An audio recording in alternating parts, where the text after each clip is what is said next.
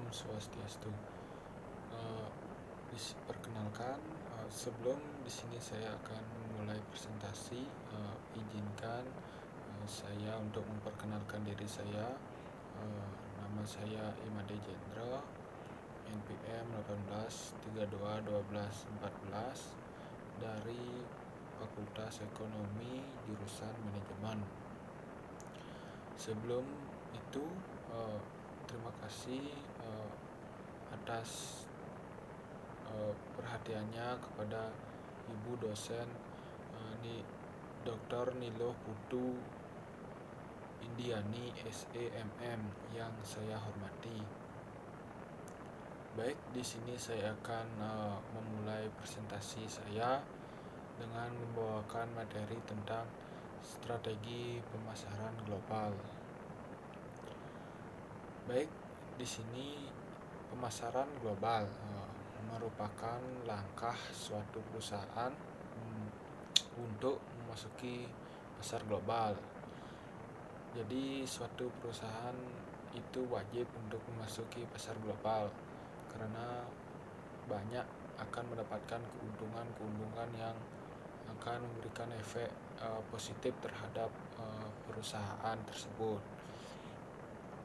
Pada era globalisasi seperti sekarang ini, memang suatu perusahaan dituntut untuk melakukan pemasaran global, upaya tidak tertinggal dengan perusahaan lain yang sudah melakukan perdagangan secara internasional dan perusahaan mampu bersaing.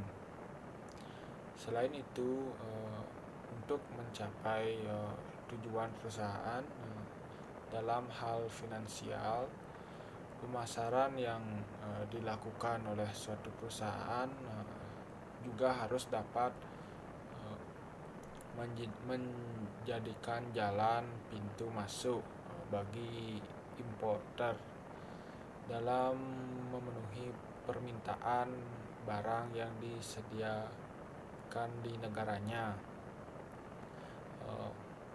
Strategi pemasaran global dapat didefinisikan sebagai salah satu cara perusahaan yang ingin memasuki bisnis global dengan cara mempengaruhi pelanggan.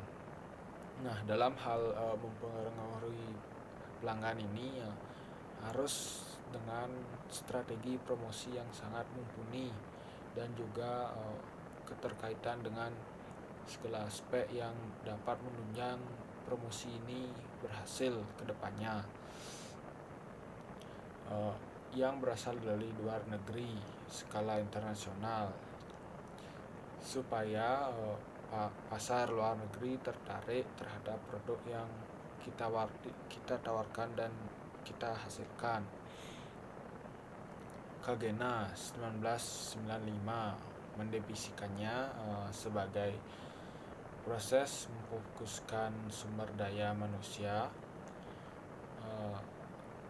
dalam kutip manusia, uang, dan aset fisik, dan tujuan dari suatu organisasi untuk memperoleh kesempatan dan menanggapi ancaman pasar global.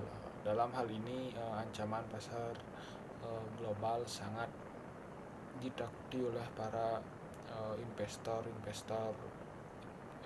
global, dikarenakan bisa sangat merugikan bagi perusahaan itu sendiri. Dalam bukunya yang dikutip dari Griffith dan Gusti 1996, ia menegaskan bahwa dalam menyusun strategi pemasaran global ada 7 faktor kunci yang perlu dipertimbangkan, yaitu yang pertama ada standarisasi atau konsumisasi. Dalam hal ini, dalam suatu produk itu wajib untuk memenuhi standar kualitas, karena produk yang diinginkan oleh suatu konsumen harus memenuhi standar, dikarenakan konsumen di era sekarang ini pasti memilih bagaimana keadaan produk tersebut atau produk atau barang tersebut, terlebih dengan harga yang ditawarkan terhadap produk. Kebanyakan pasti konsumen tidak begitu mementingkan harga. Yang penting mereka dapat menikmati produk atau barang yang mereka inginkan. Yang kedua ada hukum dan ketentuan yang berlaku di suatu negara. Dalam ketentuan yang berlaku di suatu negara, baik itu di negara asal dan di negara luar, kita harus menaati aturan hukum yang berlaku, dikarenakan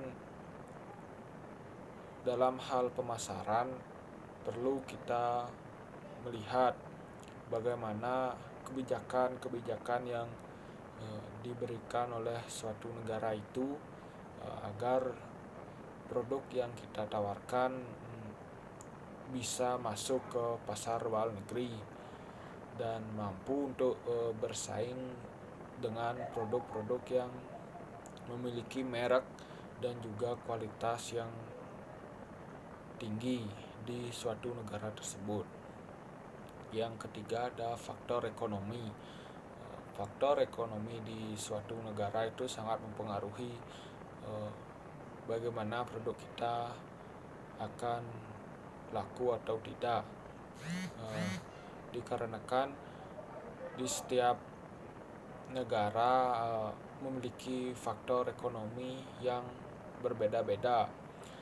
Contoh seperti negara maju, jikalau kita memasarkan produk di suatu negara maju pasti akan mudah, dikarenakan kita dalam mematok harga tidak sulit, karena kebanyakan konsumen di negara maju sudah tidak sangat memikirkan berapa itu harga produk tersebut. Dia sangat melihat bagaimana produk tersebut akan memberikan efek yang bagus bagi dirinya sendiri dan juga orang lain. Dalam produk yang dan contohnya misalnya kalau kita menjual produk atau mengekspor produk ke negara masih berkembang atau belum maksimal dalam perekonomiannya, kita pasti akan kesulitan, dikarenakan perkembangan di negara tersebut pasti belum maksimal, karena semua konsumen di negara tersebut pasti akan melihat harga dibandingkan dengan produk. Kalau harga yang ditawarkan itu cukup dengan isi kantong mereka atau isi kantong konsumen, pasti kemungkinan besar akan produk itu akan dibeli. Dan yang berikutnya, yang keempat, ada nilai tukar mata uang. Di suatu negara itu pasti nilai tukar mata uangnya itu berbeda-beda. Contoh pas dengan Amerika dengan Malaysia gitu, pasti nilai tukarnya sangat berbeda. Pasti uang negara di Amerika itu pasti lebih mahal nilai jualnya dibanding dengan uang di negara Malaysia maupun di negara kita di Indonesia. Itu sebabnya faktor nilai tukar mata uang itu sangat mempengaruhi bagaimana produk itu akan laku di negara luar atau di global marketing tersebut. Yang kelima ada pelanggan dan sasaran. Kita juga harus jeli dan juga harus melakukan penelitian terlebih dahulu terhadap pelanggan yang akan kita tujui, apakah dari kalangan contohnya dari usia berapa. Kalau kita menjual produk misalnya rokok kan harus dari usia berapa, 18 tahun ke atas gitu. Dan juga misalnya kita menjual produk makanan gitu, pasti ada batas usia untuk mengkonsumsinya. Pelang, pelanggaran sasaran tersebut juga dapat kita antisipasi dengan melakukan penelitian terlebih dahulu terhadap pasar global. Dan sebelum kita memasarkan produk atau barang ke pasar global, kita harus jeli dan teliti dulu melihat bagaimana baiknya produk kita akan tepat dengan sasaran yang kita tuju. Yang keenam ada pengaruh budaya. Pengaruh budaya ini sangat penting dan sangat krusial sekali, di mana setiap negara memiliki budaya yang berbeda-beda, dikarenakan suatu negara itu pasti memiliki aturan dan juga aturan-aturan atau larangan yang melarang produk atau barang itu beredar di negaranya, yang dikarenakan larangan tersebut tidak diindahkan. Contoh misalnya saya mengekspor daging babi misalnya ke Arab, dan seperti kita ketahui Arab sangat anti babi karena mayoritas penduduknya itu kebanyakan muslim. Pasti daging babi kalau dijual ke negara Arab pasti sulit untuk diterima, dan juga daging babi di negara mereka memang diharamkan dan dilarang untuk dikonsumsi karena faktor agama mereka juga dan gaya hidup mereka yang memang dari dulu tidak pernah mengonsumsi daging babi. Walaupun contohnya di negara kita di Indonesia, khususnya di Bali, daging babi itu dijadikan suatu persembahan di dalam melakukan upacara. Yang selanjutnya ada persaingan. Yang terakhir ini adalah persaingan. Kita juga melihat pesaing pasar global, karena jikalau kita memasuki pasar global, kita harus lihat dulu pesaing dari negara tersebut. Apakah kita harus melakukan strategi yang bagaimana, dan kita harus melihat juga kelemahan dan kelebihan dari pesaing kita. Kalau kita bisa memaksimalkan kekurangan dari pesaing kita dan kita bisa memaksimalkannya di produk kita, pasti akan laku di negara yang kita tuju. Pesaing di sini juga dapat melakukan larangan bagi produk kita untuk masuk ke negaranya, karena mereka sudah duluan melakukan penjualan dan juga memiliki langganan di negara tersebut. Pasti kita akan susah untuk masuk ke dalam pasar global di negaranya, karena pasti dia sudah pasti sangat takut untuk tersaingi dalam penjualan produk. Dan juga pesaing kita itu pasti juga akan melihat produk kita.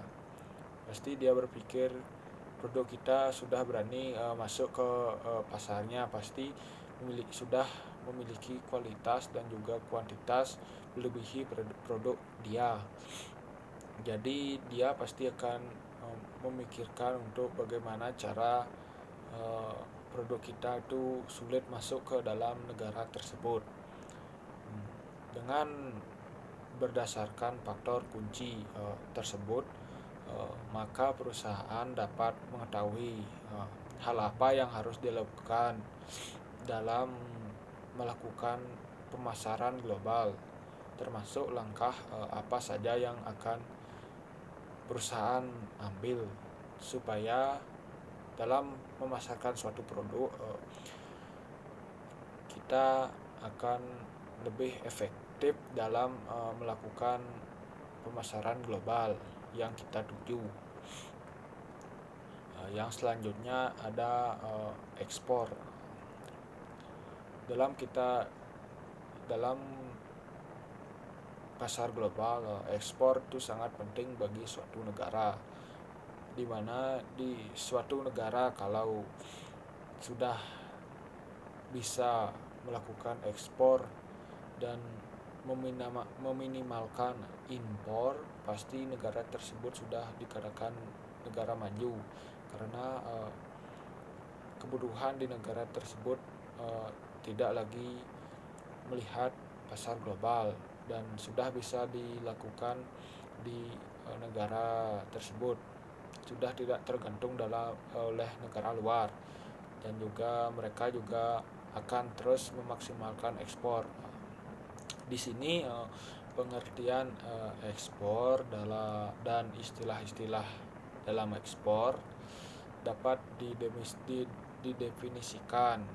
Ekspor menjadi perhatian dalam memacu pertumbuhan ekonomi global seiring dengan perubahannya strategi industrialisasi dari penekanan pada industri substitusi impor ke industri promosi ekspor. Dalam perusahaan yang ada di khususnya dulu di Indonesia, mulai pasti akan berlomba-lomba untuk melakukan perdagangan luar negeri. Memang perdagangan luar negeri sangat menguntungkan dikarenakan bisa dilihat dari sebagai aspek, salah satu dan yang utama adalah aspek finansial dari negara tersebut. Tentu dengan adanya perdagangan luar negeri semacam ekspor, keuntungan perusahaan akan semakin bertambah dikarenakan nilai jual di suatu negara itu pasti akan lebih besar daripada nilai jual pada pasar domestik atau pasar lokal. Nah, misalnya kita akan menjual produk Indomie ke luar negeri. Nah, misalnya di Indonesia sendiri produk Indomie dipatok dengan harga 5.000 gitu misalnya. Kalau kita bisa menjual ke luar negeri dengan satu produk Indomie itu misalnya produk Indomie dengan rasa ayam bawang itu misalnya, kita bisa menjualnya ke Amerika itu pasti nilai jualnya itu akan tinggi dikarenakan mata uang di negara Amerika itu sangat tinggi dan nilai jualnya dibandingkan dengan mata uang negara Indonesia itu jauh lebih tinggi negara Amerika. Di sini ada istilah-istilah perdagangan luar negeri atau sering kita sebut itu dengan ekspor. sebagai berikut. Yang pertama ada ekspor, adalah kegiatan mengeluarkan barang dari daerah atau dari suatu negara. Itu dalam kajiannya itu ekspor dapat mencakup semua lintas benua dan negara. Dalam hal ini ekspor berperan penting bagi kemajuan di suatu negara tersebut, dikarenakan ekspor akan memberikan efek yang signifikan bagi pertumbuhan ekonomi di suatu negara. Nah, misalnya di negara Indonesia, kita terkenal dengan produksi rempah-rempahnya yang sulit akan ditemui di negara luar.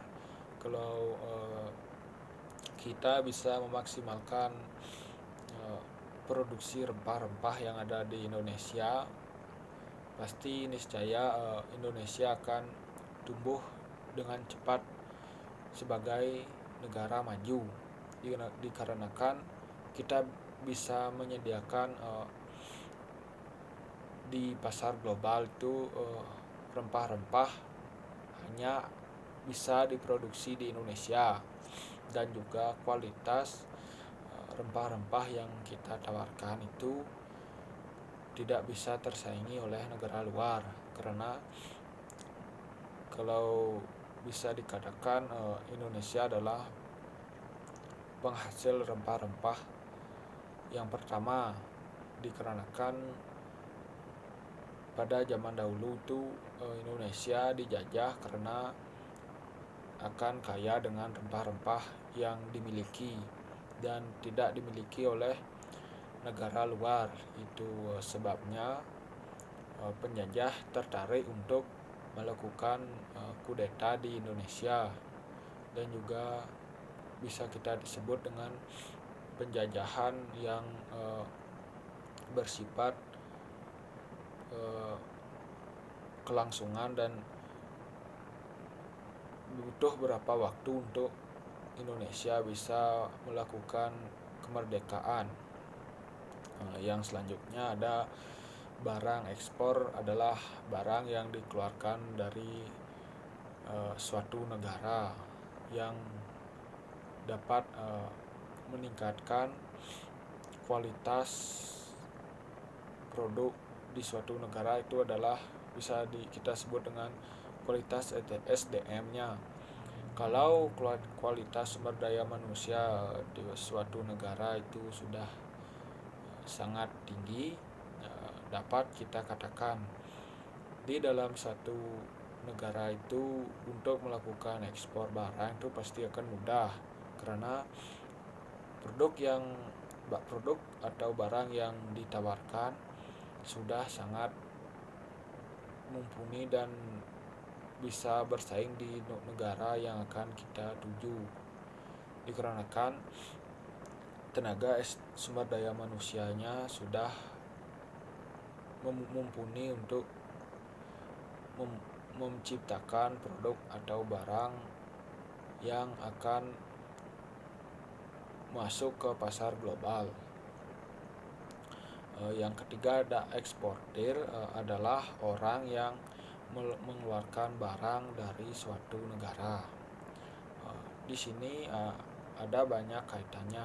Orang ini akan menjadi salah satu pengekspor barang atau produk, itu akan bagaimana di negara tersebut, karena memanajemen suatu barang itu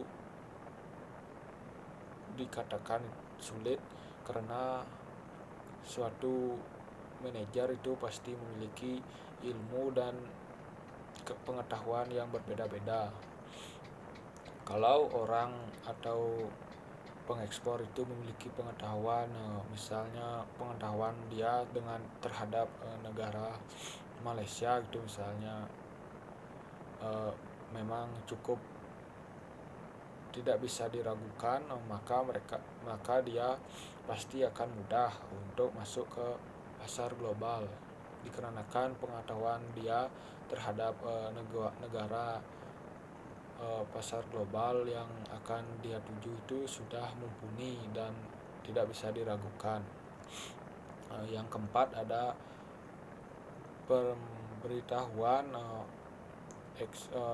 ekspor di suatu negara adalah pernyataan yang dibuat oleh orang dalam rangka melaksanakan kewajiban di bidang ekspor dalam bentuk tulisan di atas formulir atau data elektronik. Bentuk dan isi pemberitahuan tersebut ditetapkan oleh Menteri Keuangan di negara kita di Indonesia, yaitu Direktur Jenderal Bea dan Cukai Indonesia. Yang selanjutnya yang nomor 5, kawasan ekspor adalah kawasan dengan batas-batas tertentu atau pelabuhan lautan dan juga bandar udara atau tempat lain yang ditetapkan untuk lalu lintas barang yang sepenuhnya berada di bawah pengawasan Direktorat Jenderal Bea dan Cukai. Yang keenam ada nota pelayanan ekspor yang selanjutnya disingkat dengan NPE, adalah nota yang diterbitkan oleh pejabat di suatu negara untuk memeriksa dokumen ekspor atau sistem komputer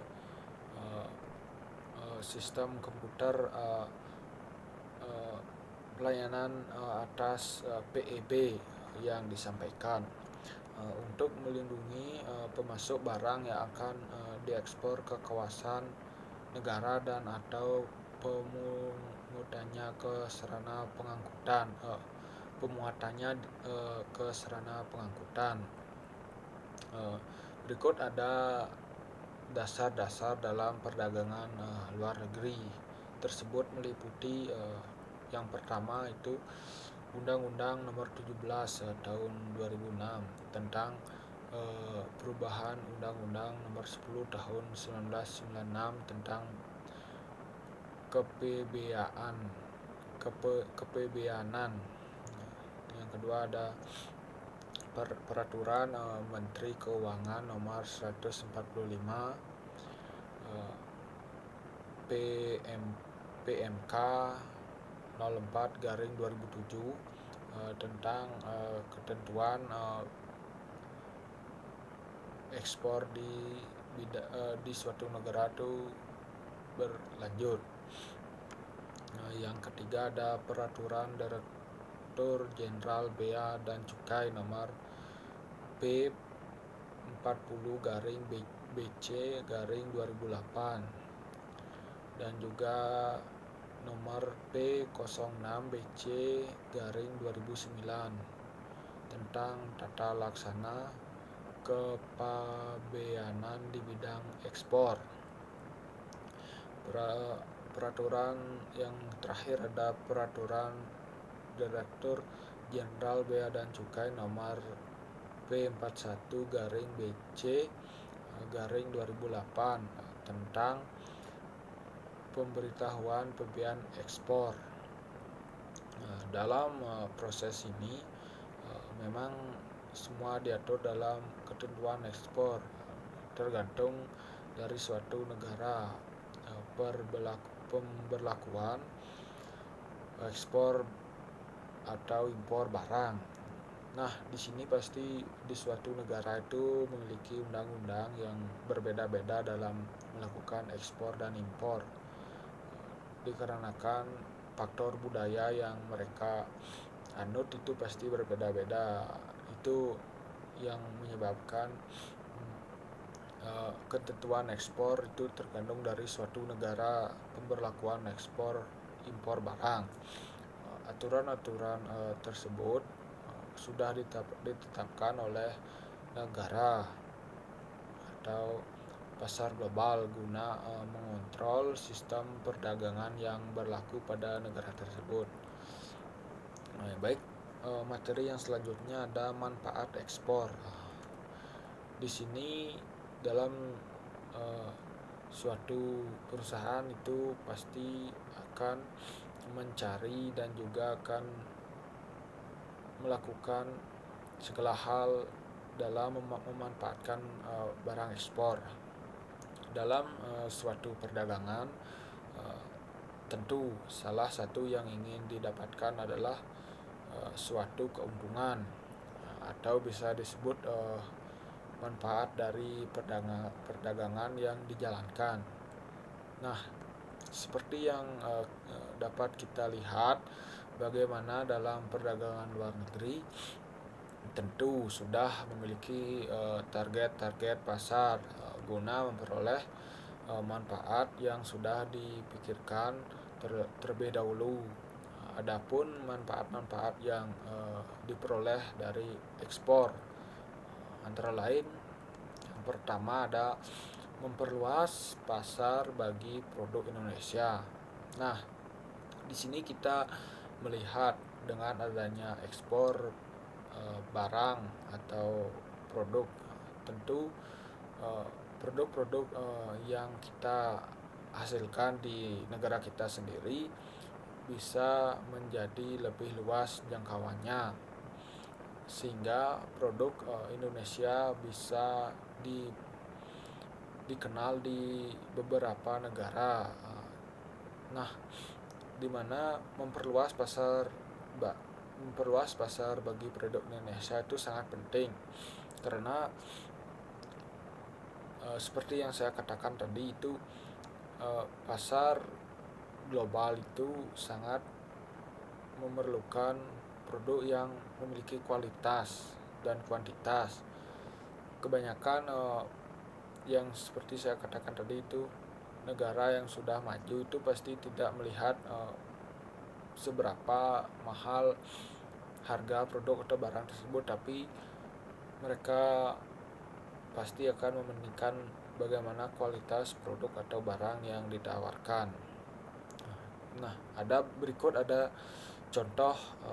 contoh-contoh produk Indonesia bisa dikenal di beberapa negara. Contohnya adanya ekspor batik.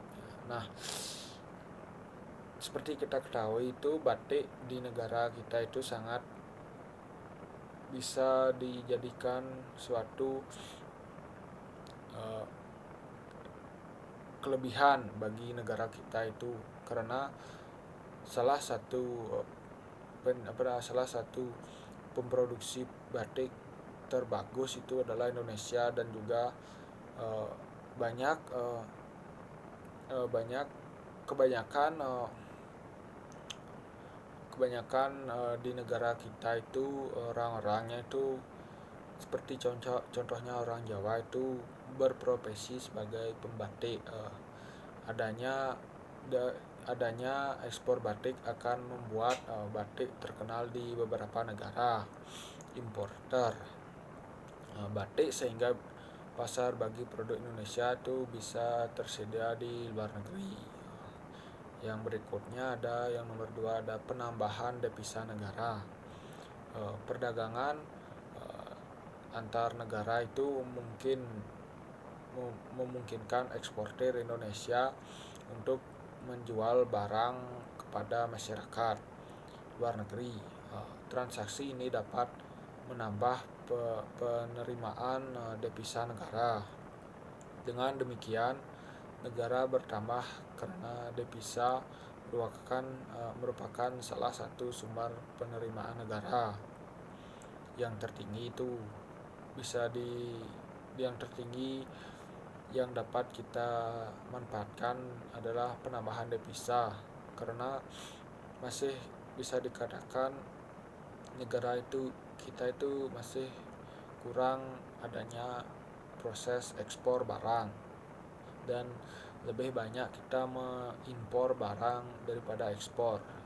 Itu sebabnya negara kita itu sulit untuk maju. Yang ketiga ada memperluas lapangan kerja.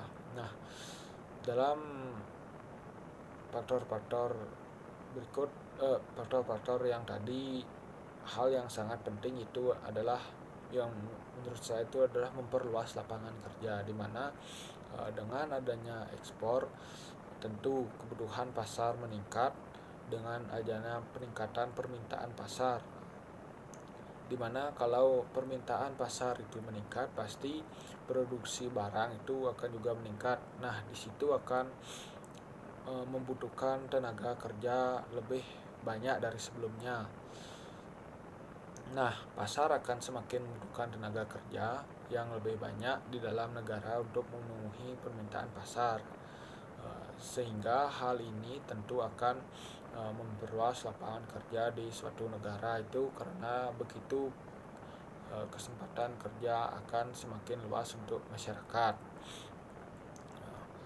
Baik, di sini materi yang selanjutnya ada tujuan ekspor. Tujuan kegiatan ekspor itu dapat dilihat dari dua pengertian, yaitu secara makro dan mikroekonomi. Tujuan ekspor secara makroekonomi tentu untuk mendapatkan tambahan devisa bagi suatu negara. Nah, sedangkan tujuan secara mikroekonomi yang dilihat dari suatu perusahaan yang melakukan ekspor adalah yang pertama ada meningkatkan keuntungan atau laba perusahaan, karena dengan penjualan ekspor tentu harga jual tinggi sehingga keuntungan juga semakin besar. Yang kedua ada membuka pasar baru di luar negeri. Dengan adanya memperluas pasar di luar negeri, tentu saja jaringan yang diperoleh lebih luas sehingga akan lebih memudahkan dalam proses pemasaran selanjutnya. Baik, yang ketiga ada membiasakan diri bersaing dalam pasar internasional. Dengan terbiasanya kita bersaing dalam pasar internasional, kita bisa terlatih untuk menghadapi persaingan perdagangan global yang ketat. Baik, yang terakhir ada transfer ilmu pengetahuan dan teknologi. Dengan adanya ekspor, kita dapat memperoleh ilmu dan teknologi apa yang ada di negara lawan ekspor kita atau negara yang bertindak sebagai importir. Baik, materi selanjutnya ada tahapan ekspor. Kegiatan ekspor pada dasarnya adalah suatu kegiatan menjual barang ke luar negeri atau suatu kegiatan yang mengeluarkan barang dari daerah tertentu, di mana barang yang dimaksud terdiri dari barang dari dalam negeri, barang dari luar negeri, maupun barang bekas ataupun barang baru.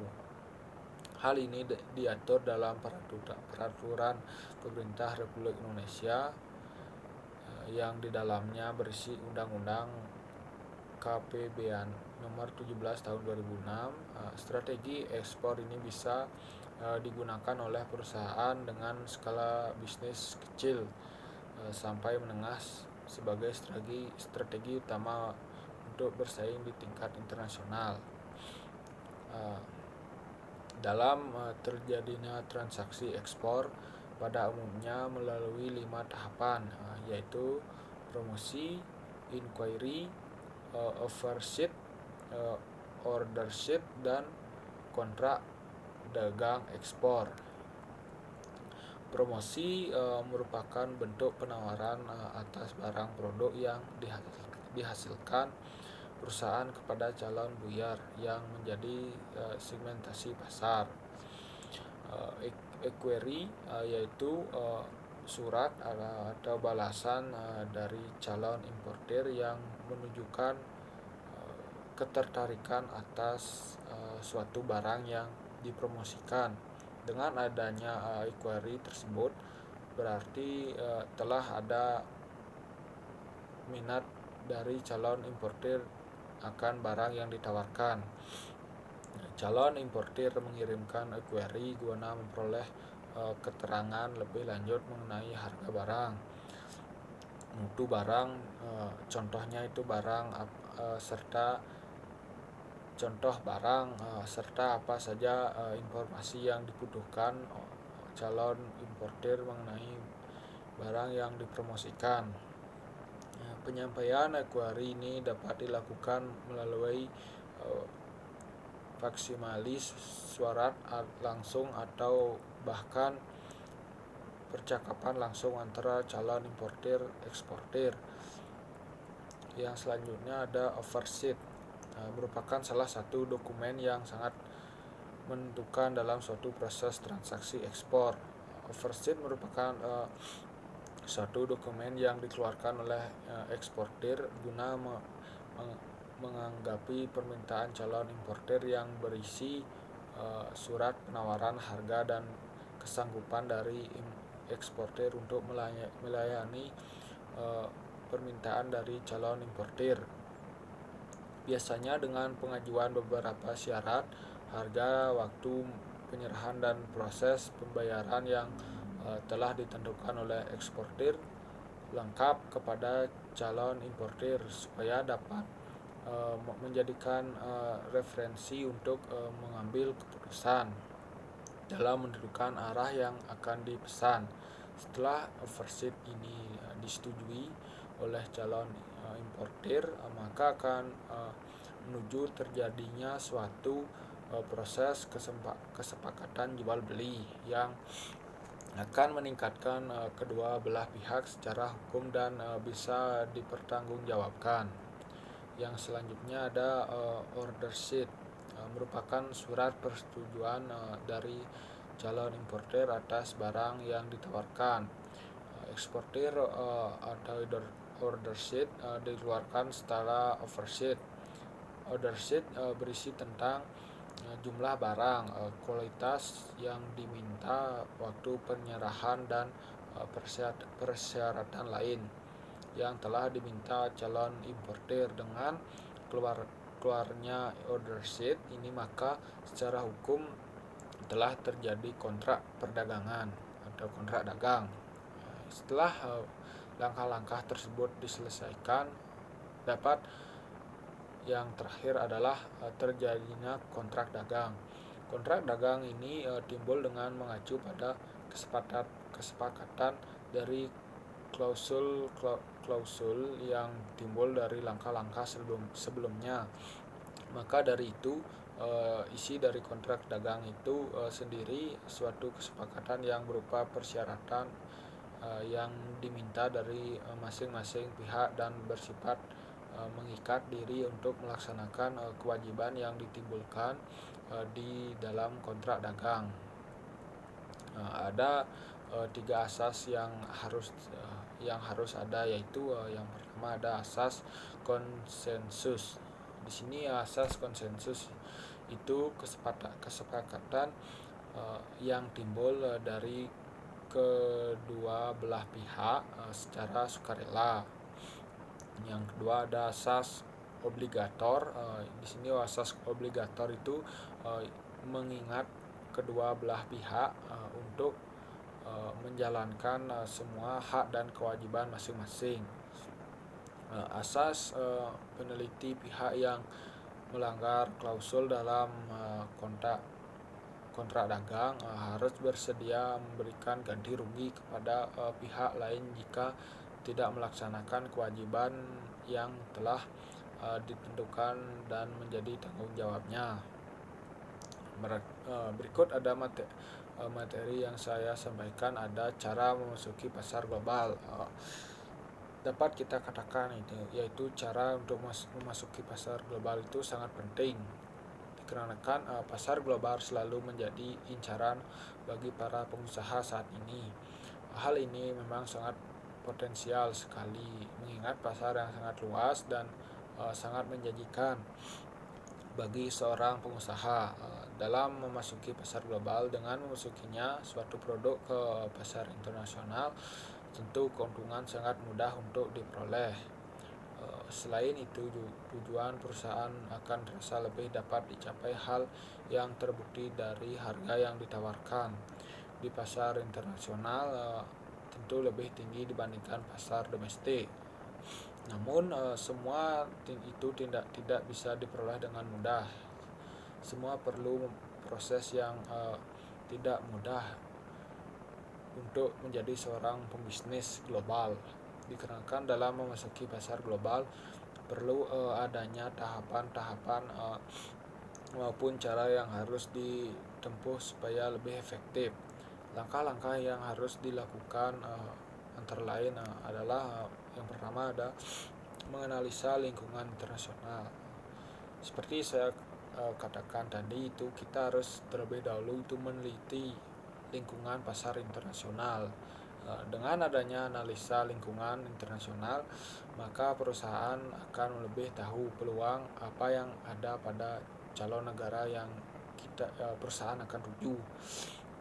Yang kedua ada sasaran pasar internasional.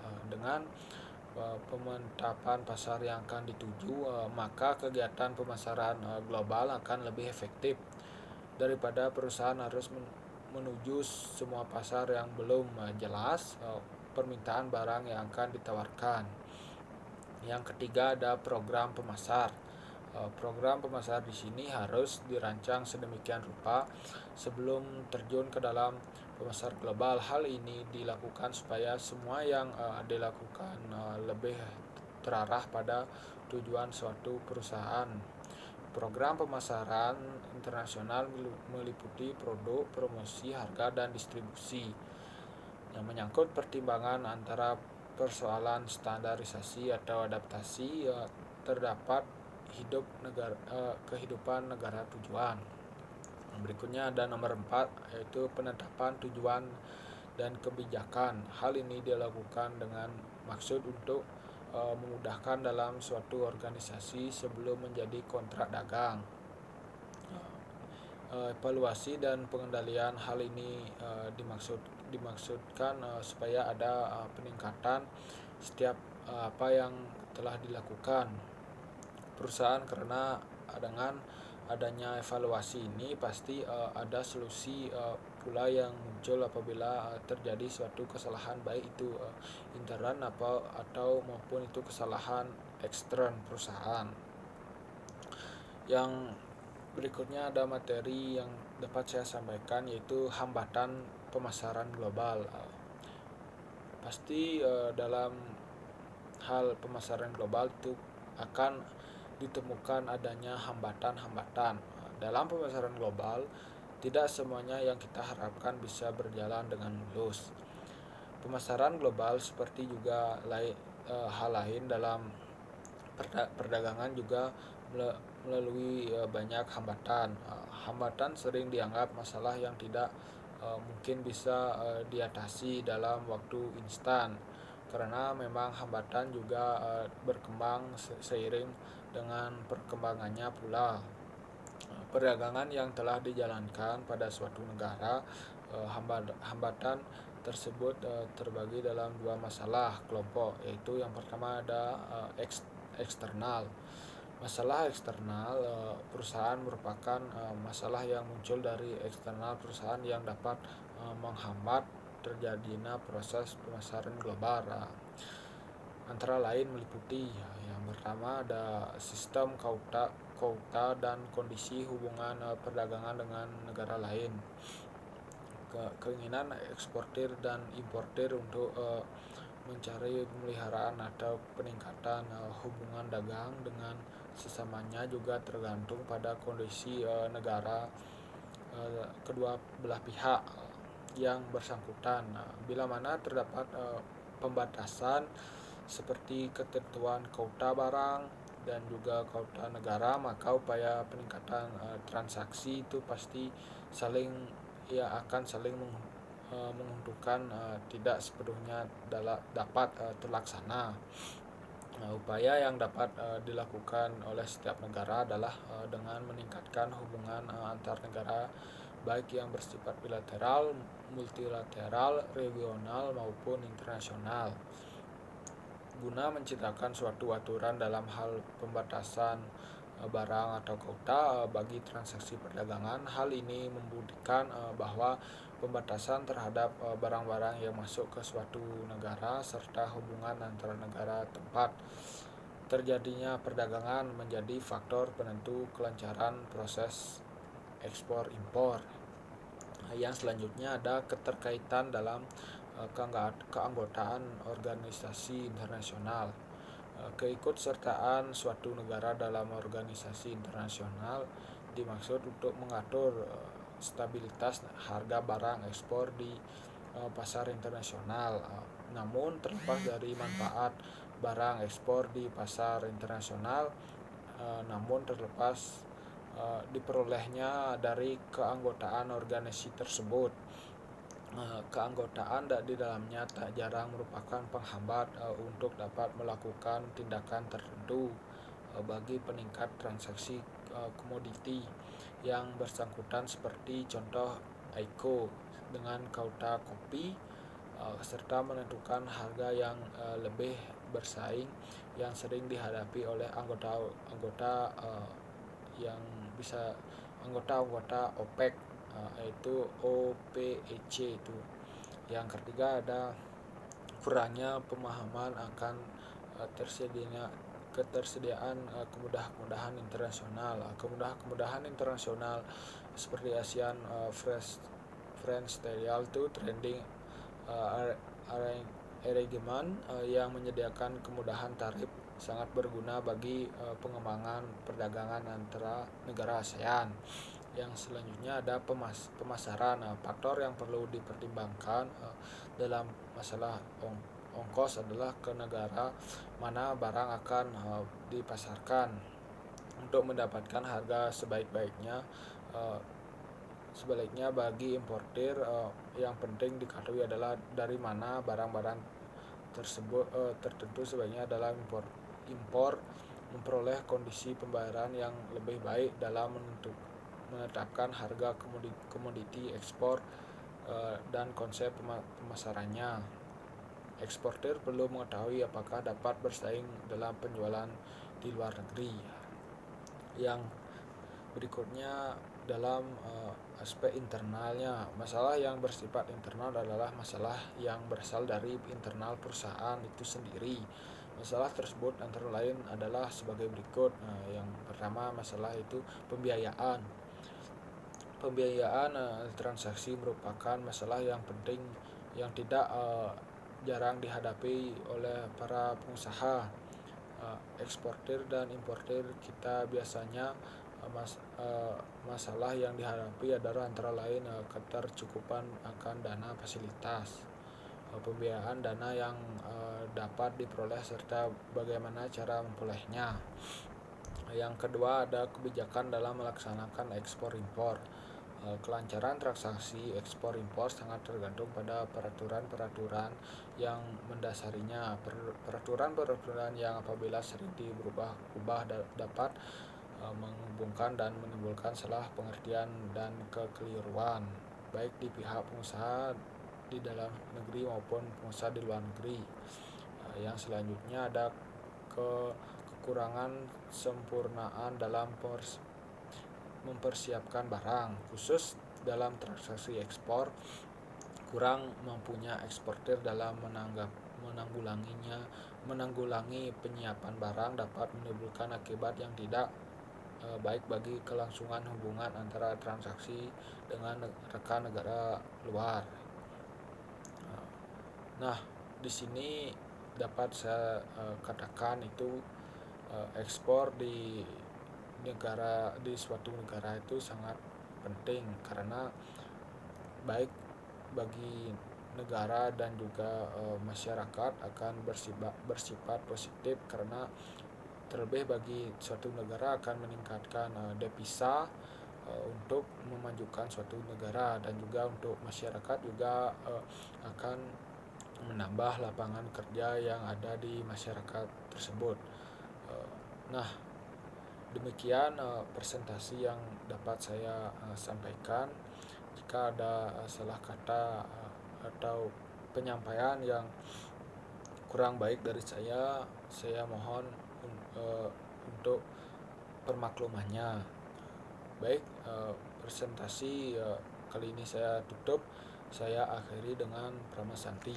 Om Santi Santi Santi Santi Om.